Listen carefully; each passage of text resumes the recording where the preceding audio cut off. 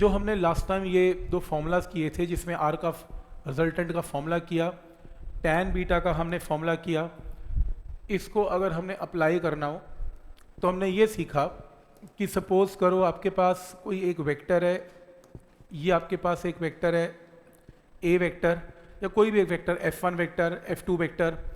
तो कोई भी अगर क्वेश्चन पूछेगा हमसे तो हमें तीन चीज़ें देगा, एक फर्स्ट फोर्स या फर्स्ट वेक्टर, सेकंड वेक्टर और इनके बीच में क्या एंगल देगा। यही रूल है, ठीक। और हम आर की वैल्यू निकाल सकते हैं और हम यहाँ से टैन बीटा भी निकाल सकते हैं। मेरा पहला क्वेश्चन, ये तो ठीक है, समझ में आ गया। मेरा पहला क्वेश्चन कि चलो एक ट्राइंगल और लगा के देखते हैं। ट्राइंगल और लगाने का क्या रूल था, दो वेक्टर सेम ऑर्डर में होने ज़रूरी हैं, नहीं तो लगेगा नहीं, सेम ऑर्डर में होने ज़रूरी हैं। और तीसरा साइड इसका क्या है, रिजल्टेंट है। तो मान लो ये ए वेक्टर है, मान लो इसका नाम बी वेक्टर है, तो इसका नाम क्या होगा, ए वेक्टर प्लस बी वेक्टर, और नए वेक्टर का नाम क्या है, आर वेक्टर है। स्टूडेंट को कहाँ कंफ्यूजन होती है और वो कहाँ गलती कर सकते हैं, एक बार टेस्ट करना चाहता हूँ। हो सकता है आपसे भी हो जाए और हो सकता है ना भी हो, मैं कह नहीं सकता। क्वेश्चन पूछ के देख लेता हूँ। क्वेश्चन है कि अगर मान लो मेरे पास ए का मैग्नीट्यूड 10 है, मेरे पास बी का मैग्नीट्यूड 20 है, तो मेरे पास आर का मैग्नीट्यूड क्या होगा। कितने लोग बोलते हैं 10 + 20 30, ये आंसर होगा, और कितने बोलते हैं कि आंसर नहीं हो सकता। मैंने बोला कि अगर ये मैग्नीट्यूड 10 है, ये 20 है, और आर वेक्टर का मतलब ए वेक्टर प्लस बी वेक्टर ही है, एडिशन ऑफ वेक्टर ही है ये, तो क्या मैं यहां पर इसको 30 पुट कर दूं, हाँ या ना। कितने लोग बोलते हैं हाँ 30 चल जाएगा, और कितने लोग बोलते हैं कि 30 नहीं चलेगा, नहीं चलेगा। तो फिर क्या चलेगा, फिर आर की वैल्यू निकाल के दिखाओ क्या होगी, कितना आर की वैल्यू क्या होगी। फिर ये लेंथ क्या लूं, कितना एंगल चाहिए, ओके एंगल दे देते हैं। ए वेक्टर और बी वेक्टर के बीच में एंगल 30 डिग्री, अब दे दिया, ये भी 30 है, ये 30 है। बीटा दे दूं, बीटा भी दे देता हूं, चलो रहने दो, बीटा रहने दो, रिजल्टेंट का एंगल तो क्या ही करोगे, चाहिए भी नहीं। अब क्या होगा, वैसे बोलो करोगे क्या इसमें, ये बता दो, वैल्यू छोड़ो, करोगे क्या, √, हाँ बिल्कुल ठीक। तो तुम यहां पर आर की जो लेंथ है इसकी 10 + 20 30 मत कर देना। कई लोगों को ये वहम है कि सर दो वेक्टर ऐड तो हो रहे हैं तो आंसर तो यहाँ पर 30 आएगा। अगर यही करना होता तो पिछला 2 लेक्चर से मैं कर क्या रहा हूँ, फिर तो मैं 1 मिनट में वैसे ही बता देता। और मैथ वाले भी तुम्हें कब के 10th में बता चुके होते कि भैया 3 साइड ऑफ ट्राइंगल होती हैं, अगर एक 10 है, एक 20, तीसरी पक्का 30 है। ऐसे कभी सुने मैथ का टीचर, कभी सुने ऐसा बोलता हुआ 10 और 20 और 30, कभी भी नहीं बोलेगा। पूरी ज्योमेट्रियाँ लगाने शुरू कर देंगे परपेंडिकुलर ड्रॉ कर करके। हमने भी तो लास्ट टाइम यही किया, इसलिए हमने एक फॉर्मूला निकाला 10 का स्क्वायर प्लस 20 का स्क्वायर प्लस 2 × 10 × 20 × cos ऑफ दो वेक्टर के बीच में एंगल कितना है, ऐसे निकलेगा आर। ऐड मत कर देना, हाँ वेक्टर में ऐड कर दो चलेगा, A R vector A vector plus B vector okay, पर R = a + b not okay. क्या ये पहला स्टेप सबको क्लियर है, कोई डाउट इसमें। तो ये कॉमन मिस्टेक नहीं करना, ठीक। दूसरी प्रॉब्लम जब इसको यूज करते हैं, मेरा क्वेश्चन है कि मैं आपको दो फोर्सेस दे रहा हूं, एक 10 न्यूटन है, एक 20 न्यूटन है, और मैं आपको थीटा भी दे रहा हूं। दोनों फोर्सेस के बीच में एंगल कितना है, 30 डिग्री है। बस मेरे को निकाल के दिखाओ टैन बीटा क्या है, ये क्वेश्चन है, ये क्वेश्चन है। और मैं लिख भी देता हूं टैन बीटा का फॉर्मूला, अगर आप भूल गए, टैन बीटा का फॉर्मूला है b × sin of theta divided by a + b × cos of theta, ठीक। जब आप लोग ये क्वेश्चन करेंगे तो आप एक जगह फंस जाएंगे। क्या प्रॉब्लम आ रही है इस क्वेश्चन में वैल्यू डालते हुए, बोलो। तुम्हें ए नहीं पता और तुम्हें बी नहीं पता, अब ये बहुत बड़ी समस्या है। वो आपको ये ए और बी थोड़ी ना देगा, वो आपको देगा 10 और 20 न्यूटन, उसे बोला ही नहीं ए कौन बी कौन। अब ये कोई कॉपीराइट थोड़ी ना कि पहले वाला ए ही होगा, उसने ठीक है 20 न्यूटन पहले बोल दिया तब, तो ये नहीं आप कह सकते ए कौन बी कौन। तो अब आप टैन बीटा कैसे लगाएंगे, प्रॉब्लम है, ठीक है यहाँ तक, क्योंकि आपके दो आंसर गलत आ जाएंगे, मतलब आंसर चेंज हो, गलत तो नहीं बोलूंगा, चेंज होके आएंगे। तो जिन्होंने ए को 20 लिया आंसर कुछ और आएगा, जिन्होंने ए को 10 लिया आंसर कुछ और आएगा। अब फिर आंसर सही क्या होगा, अब ये प्रॉब्लम है। तो फिर इसके लिए एक काम करना है आपने इसमें एक डायग्राम बनाना है, ठीक है। आपने एक डायग्राम बनाना है, मान लो ये 10 न्यूटन है, मान लो ये 20 न्यूटन है, और इसके अंदर और ये जो एंगल है इनके बीच में कितना था, 30 डिग्री था। आप ये डायग्राम उल्टा भी बना सकते हैं, आप इसको 20 और इसको 10 ले सकते हैं, कोई प्रॉब्लम नहीं है, जैसी आपकी इच्छा है। बना लिया। अब इसमें जब tan बीटा का कॉन्सेप्ट आता है तो सबसे पहले ड्रॉ अ पैरेललोग्राम। ये मैंने एक पैरेललोग्राम ड्रॉ किया, ये इसका रिजल्टेंट ड्रॉ किया। इसका जो रिजल्टेंट है ये r वेक्टर है, जिसने एंगल क्या बनाया, बेस के साथ बीटा। ऐसे बनता है डायग्राम। अब कई लोग ऐसे याद करते हैं, ये जो हमने थ्योरी की हुई है ट्रायंगल लॉ, उसमें इसको हमने a लिखा था, इसको हमने b लिखा था। तो कई लोग मान लेते हैं चलो ये a होगा ये b होगा, हम क्वेश्चन सॉल्व कर देंगे। सही है, कर सकते हो, कोई प्रॉब्लम नहीं है। तो मैं मैं क्या करता हूँ, वैसे बुक्स तो ये करती हैं और आपने हमारी थ्योरी भी यही करती है कि b into sine of theta का लगाएंगे formula, a plus B into cos theta, ऐसे। और मन में इसको क्या मानेंगे a, इसको क्या मानेंगे b, और वैल्यू को यहाँ पुट करेंगे तो मेरे पास आंसर आएगा tan ऑफ बीटा का कितना, 20 into sine of 30 divided by 10 plus 20 into cos of 30। कोई डाउट इसमें? ये पॉइंट क्लियर है यहाँ तक? पर मैं इसको ऐसे याद नहीं करता। क्यों नहीं याद करता, ए और बी के चक्कर में क्यों नहीं पड़ता, बताता हूँ। मैंने क्वेश्चन किया, उसमें ए और उसने बोला ए ले लो बी ले लो, मैंने आंसर निकाल दिया। मैंने अगला क्वेश्चन सॉल्व किया, वो कहता पी ले लो और क्यू ले लो, दो फोर्सेस हैं पी एंड क्यू। अब मैं सोच रहा हूँ यार ए बी की जगह पी क्यू रिप्लेसमेंट कैसे करूँ। तीसरा क्वेश्चन किया, वो कहता है एक वेक्टर एक्स वेक्टर एक वाई, अब मैं एक्स और वाई में tan बीटा फॉर्मूला बनाऊँ। कोई कहता है दो फोर्सेज हैं डी और ई, अब मैं डी और ई में फॉर्मूले बनाऊँ। मैं तो यहाँ confuse A B C D में कंफ्यूज हो गया, क्या हर बार नए फॉर्मूले याद करूँ। मैंने ये फॉर्मूला लगाना ही छोड़ दिया, मैं ऐसा लगाता ही नहीं इसे। मैंने ऐसे याद किया, मैं ए और बी के चक्कर में पड़ता ही नहीं। मैंने शॉर्टकट ऐसे याद किया कि सपोज मेरे पास सपोज ये डायग्राम है, tan ऑफ बीटा स्टार्ट करूंगा। बीटा किसके साथ एंगल बनाए हुए है, 10 न्यूटन। दो फोर्सेस हैं, बीटा ने किसके साथ एंगल बनाया, 10 न्यूटन। किसके साथ नहीं बनाया, 20 न्यूटन। जिसके साथ नहीं बनाया मैं वहां से स्टार्ट करूंगा, तो मेरी पहली जो फोर्स की वैल्यू है वो कितनी होगी, 20 होगी। मैं ए और बी के चक्कर में पड़ता ही नहीं, मैं हर डायग्राम में बस ये देख लेता हूँ कि बीटा का एंगल इसके साथ बना है, जिसके साथ नहीं बना वहां से शुरू करूंगा।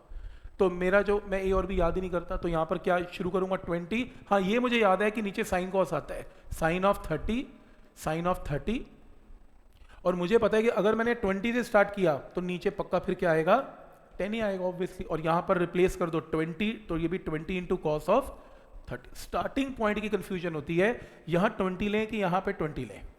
तो मैंने क्या याद किया कि tan बीटा में जिसके साथ एंगल बना वेक्टर के साथ, वो वहां से स्टार्ट नहीं करूंगा, मैं यहाँ से स्टार्ट करूंगा। अब मेरी तरफ से ये PO QO AO BO मैंने देखना ही नहीं, तो मैंने कोई फॉर्मूला याद ही नहीं किया ए और बी की फॉर्म में। बस मैंने तो ये याद कर लिया कि स्टार्ट विद 20, उसके बाद अपना आंसर आ जाएगा। आपकी मर्जी है, आपको ए और बी पसंद है आप ए और बी कर लो, कोई प्रॉब्लम नहीं है।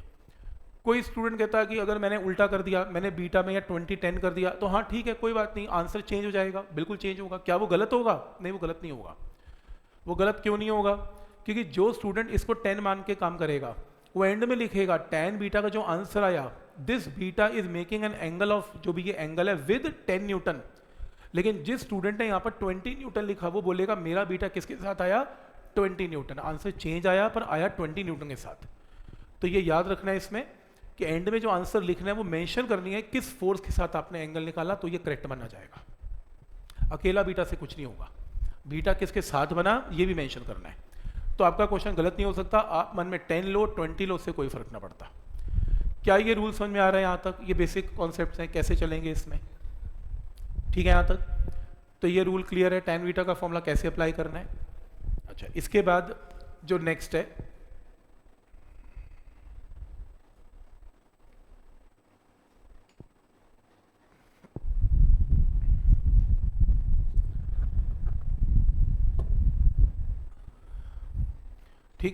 जो नेक्स्ट है इसमें ये हमने कर लिया था, इसके अंदर पॉलीगन लॉ हमने कर लिया था।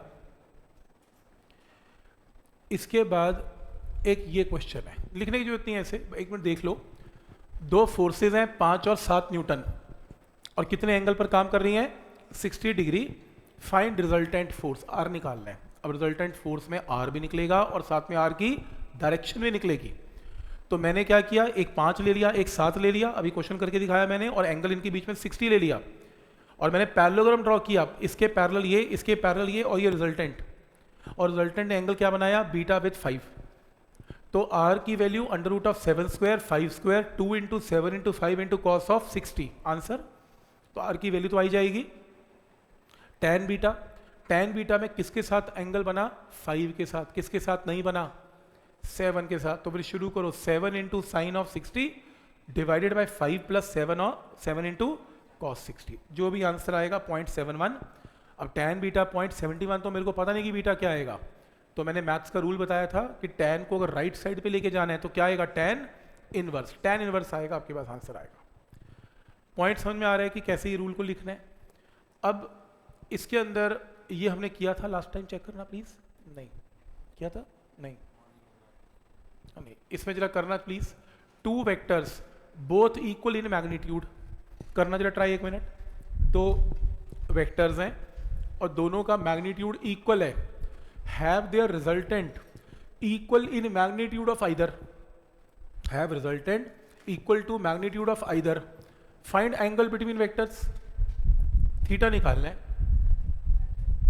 किया था हमने शायद, ये ट्राइंगल की हेल्प से भी किया था शायद, ठीक है मैंने बताया था, हाँ मेरे को याद आ रहा है, ये मैंने बताया था ट्राइंगल की हेल्प से, शॉर्टकट भी बताया था मैंने। ये बताया था कि इसमें ए और बी और आर तीनों बराबर है, हाँ मैंने याद आ गया मुझे। तो मैंने ये बताया था आर के फॉर्मूले में क्या पुट करेंगे, R square plus 2 into R into cos of theta, क्योंकि आर ए बी के इक्वल है, दोनों वेक्टर भी बराबर है और रिजल्टेंट भी इसके बराबर है। तो इन्हें इक्वेट कर लिया, इक्वेट करके स्क्वेयरिंग किया, और मुझे याद है कॉस थीटा की वैल्यू सॉल्व करके -½ आई थी, और थीटा क्या होगा 120, याद आ रहा है मुझे, ऐसे किया था। तो रिजल्टेंट जो है वो इसके इक्वल है, आर ए और बी तीनों बराबर हैं, हर जगह आर पुट करके कॉस थीटा निकाल लिया, कॉस थीटा -½ है, वहाँ से थीटा की वैल्यू कितनी आ गई 120। तो ऐसा हमने लास्ट टाइम किया था, नहीं किया शीट में आ जाएगा, इसको ऑलरेडी किया हुआ है। ये किया था, नहीं ये नहीं किया था, इसको करना 2 forces whose magnitudes are in the ratio of 3:5। 2 forces की मैग्नीट्यूड की रेशियो 3:5 है और इसकी रिजल्टेंट की वैल्यू 35 है। आपको एंगल दोनों में गिवन है 60 डिग्री, आपको फोर्स की वैल्यूज बतानी है क्या है, तो फोर्स क्या होगी ये क्वेश्चन है।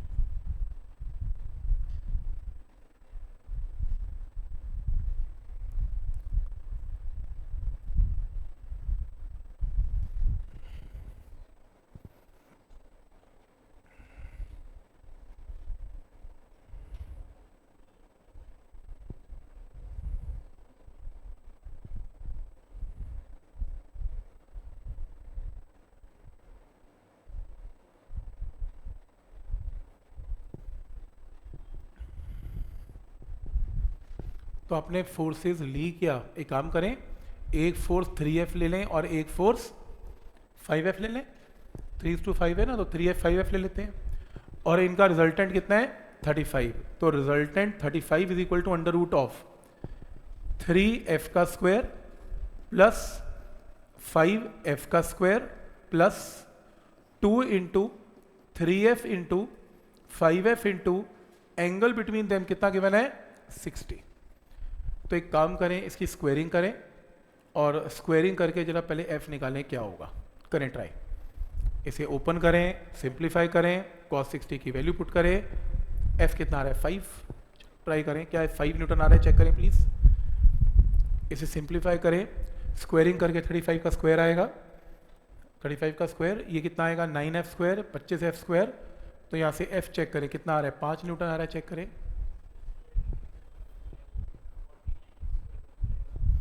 हाँ ऐसे भी कर सकते हैं 49, ठीक है कर लो, ठीक है।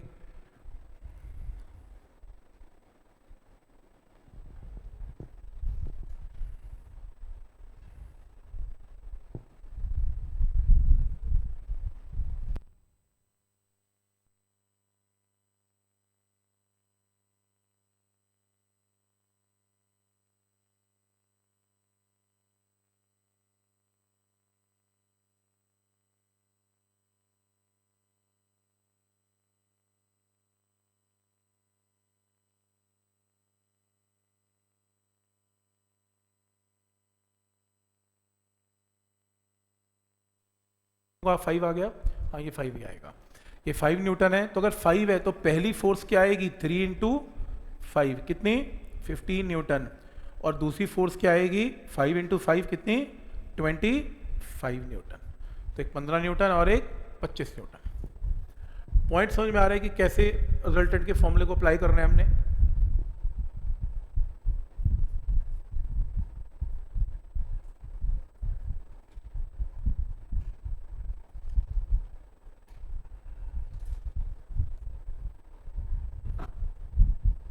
ठीक, तो क्या ये पॉइंट सबको क्लियर है यहां तक?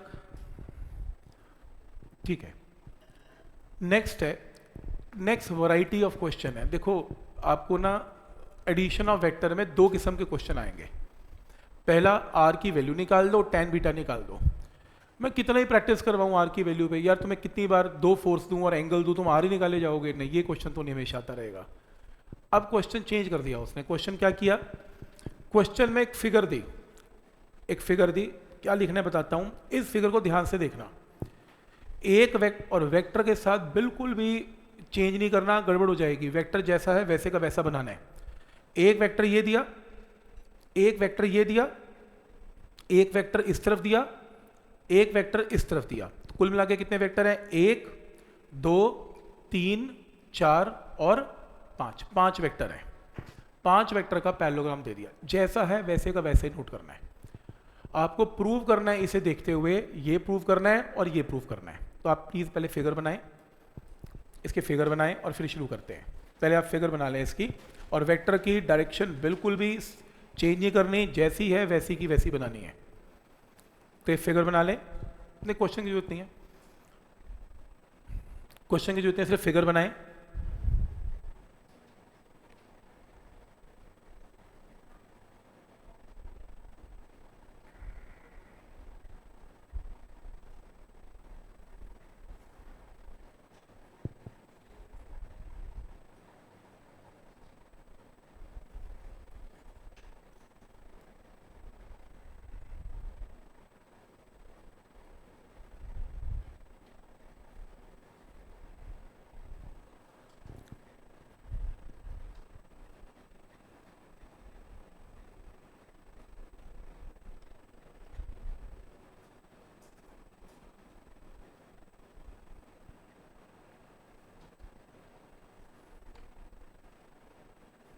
तो इसमें फर्स्ट पार्ट लिखें टू प्रूव, ये प्रूव करना है AC vector plus BD vector is equal to 2BC vector. पहला पार्ट पहले प्रूव करेंगे, सिर्फ पहला क्वेश्चन लिखना टू प्रूव।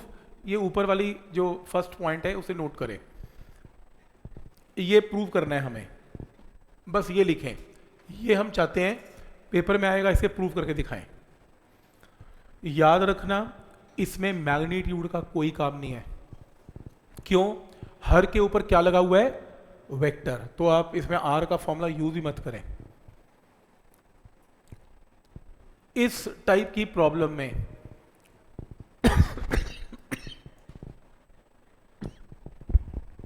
आपको क्या आता है, आपको सिर्फ एक ही चीज आती है, how to apply triangle law. बस ट्राइंगल लॉ लगाने के लिए ट्राइंगल ढूंढें। ये लो, ये मैं ट्राइंगल ढूंढता हूं, और मैंने जो ट्राइंगल ढूंढा वो ये ढूंढा। ध्यान से देखो, ये ट्राइंगल देख रहे हो, 1 2 और ये 3। ट्राइंगल तो कोई भी ढूंढ लेगा, ट्राइंगल तो हर किसी को, ये भी दिख रहा है, ये भी दिख रहा है, ये भी दिख रहा है, ये भी दिख रहा है, ये भी दिख रहा है। कितने ट्राइंगल्स हैं? हमने वो ढूंढना है जिसमें गिवन वेक्टर के हिसाब से ट्राइंगल लॉ लग सके। मुझे बताओ कि ये ट्राइंगल अगर मैंने ढूंढा, क्या मैं इसमें ट्राइंगल लॉ लगा सकता हूं या नहीं? कैसे पता लगा? क्या चेक करते हो ट्राइंगल लॉ लग सकता है कि नहीं? डायरेक्शन। कैसे, क्या चेक किया आपने डायरेक्शन में? AB और BC सेम ऑर्डर में, ऑर्डरिंग चेक करते हो, बिल्कुल सही।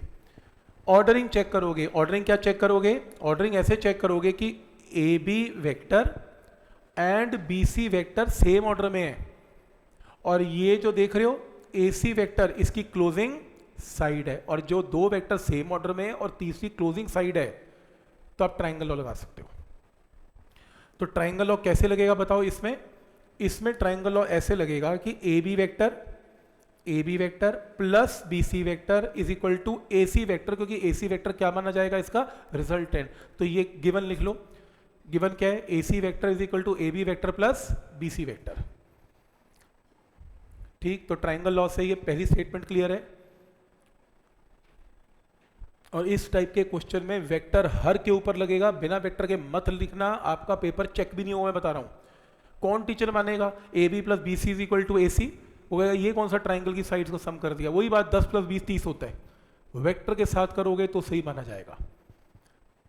ठीक है, यहां तक तो पहली चीज क्लियर है। अच्छा, दूसरा ट्राइंगल देखें। दूसरा ट्राइंगल ये ले लें, ये देखो, एक ये वेक्टर है बी सी वेक्टर, एक ये वेक्टर है सी डी वेक्टर, और एक ये वेक्टर है, ये क्या है, क्लोजिंग साइड। देख रहे हो, तो ये एक वेक्टर है, ये एक वेक्टर है, ये वेक्टर क्या कर रहा है, इससे कॉन्टिन्यूस ऑर्डर में, मींस सेम ऑर्डर में है, और ये इसकी कौन सी साइड है, क्लोजिंग साइड है। तो क्या ट्राइंगल लॉ लग सकता है कि नहीं लग सकता है, क्योंकि दो सेम ऑर्डर में, ये ऑपोजिट ऑर्डर है। तो ये क्या बनेगा, इसका रिजल्टेंट।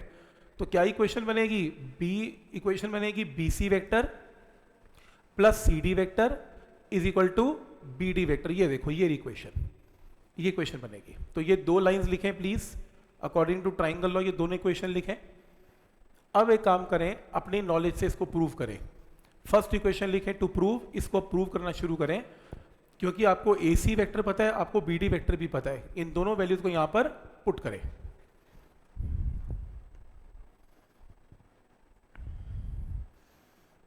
पहले ये बताओ कि ये दो लाइनें सबको क्लियर है, ट्राइंगल लॉ कैसे लगाना है ये क्लियर है, दोनों चीजें ठीक है। ये वाला, इसमें फर्स्ट ट्राइंगल ये लिया, A B vector plus B C vector is equal to A C vector. ये ट्राइंगल में B C vector plus C D vector is equal to B D vector. B D vector closing side है उस triangle की। Clear है यहां तक। चलो first शुरू करते हैं, जो प्रूव करना है। जो प्रूव करना है उसकी लेफ्ट हैंड साइड लें। लेफ्ट हैंड साइड में ए सी वेक्टर की जगह क्या पुट करेंगे, A B vector plus B C vector, और बी डी वेक्टर की जगह क्या पुट करेंगे, B C vector plus C D vector. तो ये लिखें, तो ये ओपन करके चार टर्म्स आएंगी, सेम लिखा है A B B C C D, A B B C C D. तो चार टर्म लिख लें यहाँ पे। तो यहां से ए सी वेक्टर पुट कर दिया, यहां से बी डी वेक्टर ऊपर से पुट कर दिया, सही है। तो पुट करके चार टर्म्स आ गई, कोई डाउट इसमें। तो ए सी वेक्टर हमने ट्राइंगल लॉ से निकाला, बी डी वेक्टर भी हमने ट्राइंगल लॉ से निकाल दिया, इन चारों को यहां पर पुट कर दिया। अब नेक्स्ट ध्यान से अगर हम देखें, इसके अंदर ये ए बी वेक्टर देख रहे हो, A B vector, A B vector कहां पर है, towards right. C D vector देख रहे हो, सी डी वेक्टर कहां है, टुवर्ड्स लेफ्ट। दोनों पैरेललोग्राम का पार्ट है, तो दोनों का मैग्नीट्यूड क्या रहेगा, सेम। वैल्यू तो सेम है, फर्क कहां पर है, डायरेक्शन। इसका मतलब ये दो वेक्टर्स एक दूसरे के नेगेटिव वेक्टर्स हैं। नेगेटिव वेक्टर कौन से वेक्टर्स है, जिनकी सिर्फ डायरेक्शन में फर्क होता है, वैल्यू इनकी क्या होती है, सेम।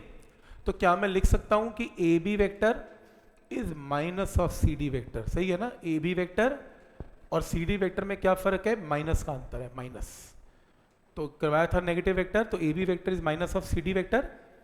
तो एक काम करते हैं, इस ए बी वेक्टर की जगह पुट कर देते हैं यहां पर कितना, माइनस सी डी वेक्टर। तो इसकी जगह क्या रिप्लेस करें, माइनस सी डी वेक्टर। तो माइनस सी डी वेक्टर और सी डी वेक्टर आपस में कैंसिल, और क्या आ गया, 2 टाइम्स बी सी वेक्टर। जो प्रूव करना आंसर आ गया। पॉइंट क्लियर है कि कैसे नेगेटिव करके अपने आंसर को सॉल्व करना है।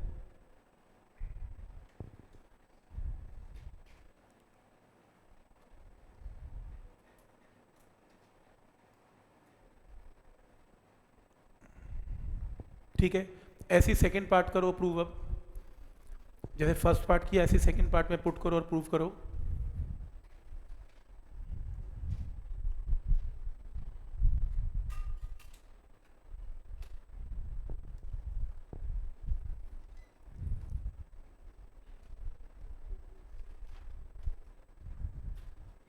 फर्स्ट